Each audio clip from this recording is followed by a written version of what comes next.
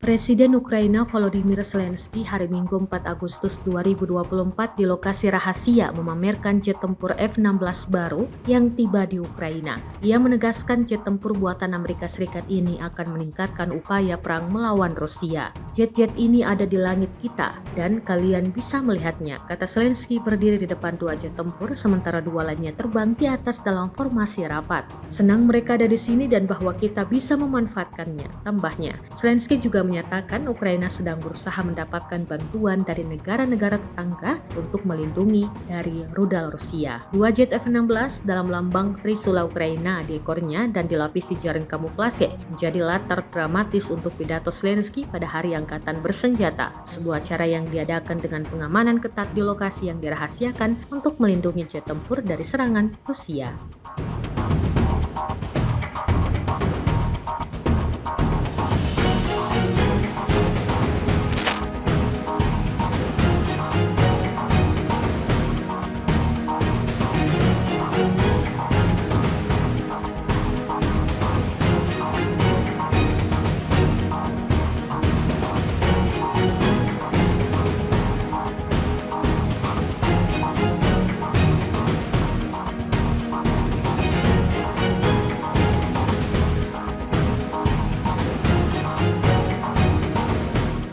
Download Tribun X sekarang, menghadirkan lokal menjadi Indonesia.